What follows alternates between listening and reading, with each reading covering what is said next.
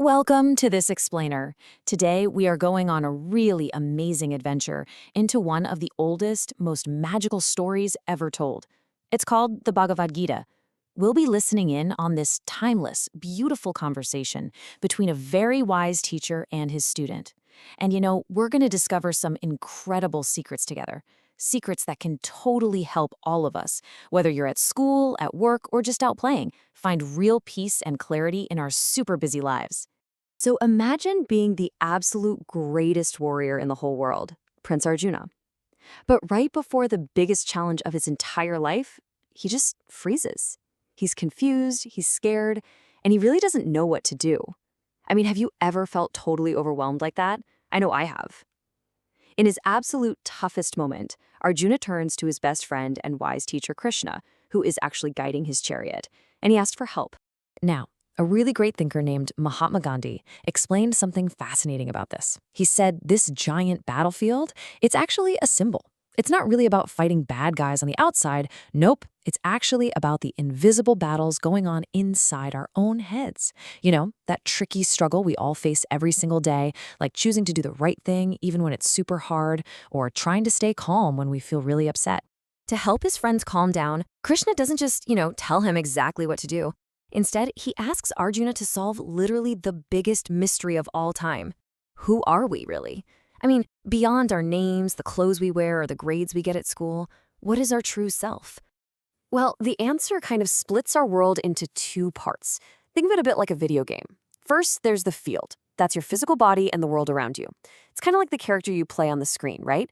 It changes and eventually it wears out. But then there's the knower. And that is the real you. It's the player holding the controller.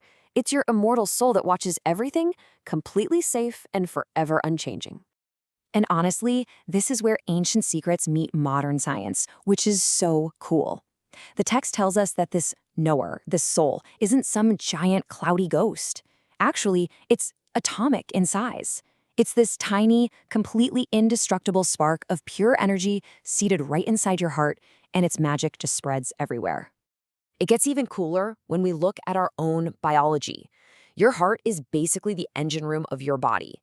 The text suggests that the tiny red blood cells carrying oxygen are sort of like little delivery trucks, and they gather their super energy directly from that tiny atomic spark sitting right in your heart.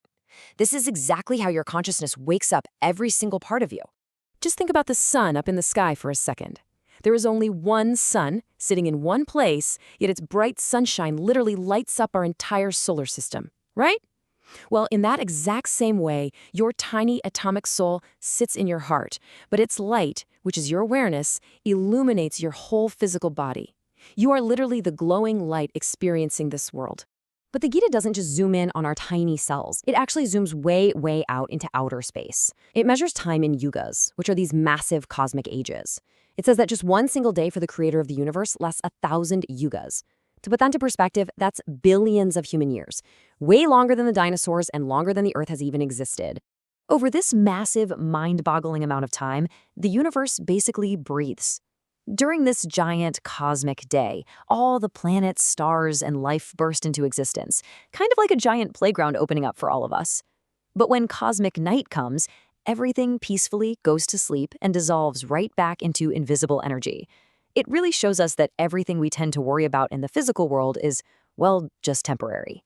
So, if the entire universe is constantly changing like that, and our bodies are just temporary avatars for our eternal sparks, we're left with Arjuna's biggest question. How in the world are we supposed to act today when we face a really hard math test, a disagreement with a friend, or a super tough day at work? The secret, it turns out, is to act like a lotus leaf. Have you ever seen water splash onto a lotus leaf? It rests right there in the muddy water, completely surrounded by it, but the water just rolls right off, like absolute magic. The leaf never actually gets wet or dirty. We should try to live exactly like that. Play, work, and engage with the world, but simply don't let the sticky mud of stress and worry attach to you. To be like that lotus leaf, we have to become masters of our own minds. The teachings say we must stay perfectly balanced. That means treating winning and losing, or a really fun day and a super boring day, exactly the same. It sounds tough, right? But when you stop worrying quite so much about getting the prize at the end, you can actually just enjoy playing the game and do your absolute best. The text actually gives us a really simple 3-step guide to mastering this art of living. Step 1, always remember that invisible eternal spark inside you. Step 2, do your chores, your homework, and your jobs with love and purpose, always trying to help others. And step 3, let go of being greedy for toys, rewards, or attention. Just try to do good for the sake of being good. Want to try a secret, ancient technique to help achieve this? Let's do it right now together. Sit up nice and straight, shut out the noisy world around you. Now, gently focus your eyes right between your eyebrows, take a deep, slow breath in, and just let it out. This simple, soothing practice helps us completely tame our wild, jumping minds. Now, once you start mastering your mind and really discover that inner spark, it brings up a really big question. Honestly, one of the biggest mysteries ever. What actually happens when our bodies get old, the journey ends, and it's time to say goodbye to this physical world? The ancient texts beautifully describe 2 different paths for our spark.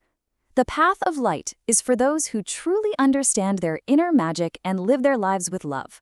Their spark floats gracefully back to ultimate peace and freedom. But then there's the path of darkness. That's for those who are still holding on super tight to their material toys and everyday worries. They naturally come back to this world to try the game again and learn a few more lessons. So why is this 5,000-year-old knowledge so absolutely awesome for you today? Well, because it basically makes you fearless. When you truly know you have an eternal spark, you don't have to be afraid of the unknown at all. Plus, these practices give you superhero focus at school or work, and they help you live a super happy, purposeful, and stress-free life right now. As we wrap up our explainer today, I really want to leave you with a few big questions to think about, maybe with your friends or your parents. First, if we all have a tiny magical spark inside us, what do you think the big ultimate source of all those sparks looks like? Second, think about your own day. With iPads, TVs, and so much noise going on around us, how can you practice your own laser focus? How can you become that peaceful, totally untouched lotus leaf, resting calmly even when things around you are crazy and chaotic? Ultimately, the goal isn't just to listen to this story, but to really live it. How will you use this ancient wisdom to chase away your doubts, be brave, and do absolutely amazing things in your life's journey? Remember, you aren't just a character in the game. You are the bright, eternal spark playing it. Take that magic with you, and until next time, keep exploring.